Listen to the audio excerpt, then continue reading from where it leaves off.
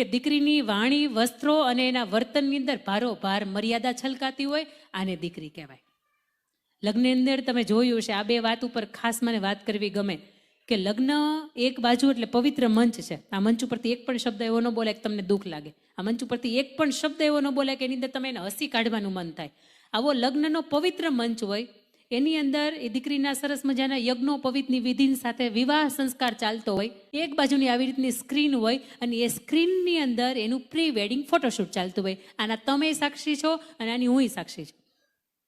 એની અંદર લખ્યું હોય કે 1 days to go, 2 days to go, 3 દિવસ બાકી, 15 દિવસ બાકી. અને એની અંદરના જે તમે ફોટોગ્રાફ જો ને ત્યારે તમને એમ થાય કે આ એક ફોટોગ્રાફ એક બાજુ, જો આ શરીર છે ને અંગ પ્રદર્શનનું સાધન હોય ને તો તમે દુલ્હનના મંડપની અંદર તમે એવા જ કપડામાં બેહો. અકળામણ થાય એવા કપડાં મૂકો એને પહેરીને બેહો.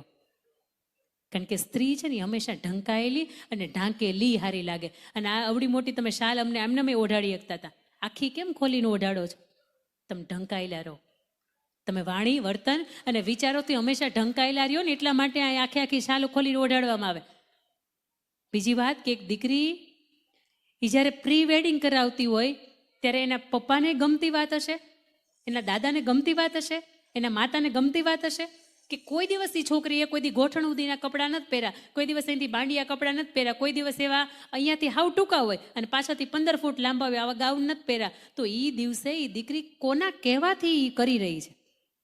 જો જમાઈ રાજા એવું કહેતું હોય ને કે તારે આવા ફોટોશૂટ મારી યાર કરાવવાના છે તો એ દીકરીને કહી દેવાના કે હજી તમને વિચાર આવતો હોય ને તો લગ્ન તોડી નાખો.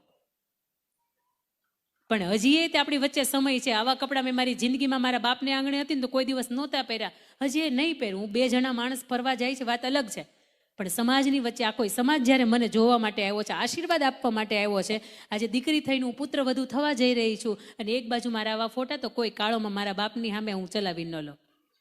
હજી આપણે ફોટોગ્રાફ હોય ને, આપણે અમુક ફોટોગ્રાફ પર્સનલ ફોટોગ્રાફ હોય ને તો એને આપણે લોક કરીને આપણે ગેલેરી અંદર હાંચવી રાખીએ, એની અંદર લોક રાખીએ, કારણ કે આપણા પર્સનલ ફોટોગ્રાફ્સ છે.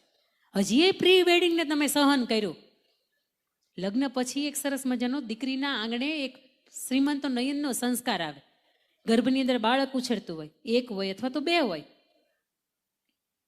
આશીર્વાદ આપવા માટે આખો સમાજ આવવાનો હોય.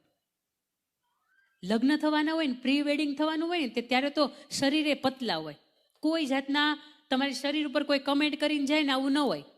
પણ શ્રીમંતો નયનનો સંસ્કાર હોય, 2 પરિવારની અંદર બાળકના આવવાની ખુશી હોય, એના માટે કેટલી તૈયારીઓ થઈ રહી હોય અને એ સમયગાળાની વચ્ચે ગર્ભના જે તમારા બેબી બમ્પ દેખાય આવા ફોટા જ્યારે સમાજની વચ્ચે જાહેર થાય, તમે તમારા સ્ટેટસમાં ફોટો મૂકો ત્યારે 2 હાથ જોડીને મારે તમને કેવું છે કે તમને હારા લાગતા હશે. તમારા મા બાપને, તમારા ગૌડા મા બાપને પૂછો, એને જરી કે ગમતા નથી.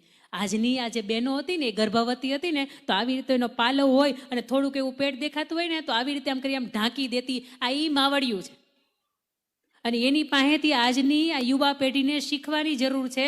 તમે ઢાંકો નહીં તો કાંઈ વાંધો નહીં, તમે દુપટ્ટો ન નાખો તોય કાંઈ વાંધો નહીં, પણ તમે એવા કઢંગી હાલતમાં ક્યારેય ન જાઓ કે કોઈક વ્યક્તિને એની તમારા સંતાનની માટે, તમારા બાળકની માટે નજર પડે. સાહેબ, 7મો મહિનો છે, ઈશ્વરને ગર્ભની અંદર આવવું છે, પણ માં આવી રીતે એનું કુખનું પ્રદર્શન કરે એટલે ઈશ્વર આવ્યો હોય ને તોય વયો જાય, એ ન આવે. હજી તમે એમ કહો કે રામને જન્મ લેવો જ, પણ કૌશલ્યાની કુખ તો જોઈ ને. આજે તમને એમ થાય કે સરદાર વલ્લભભાઈ પટેલને આવવું છે, પણ લાડબાની કુખ તો જોઈ ને. આજે એમ થાય કે મહારાણા પ્રતાપને આવવું છે, પણ જયવંતાબાઈની કુખ તો જોઈ ને. આજે એમ થાય કે શિવાજીને આવવું છે, જીજાબાઈની કુખ નથી.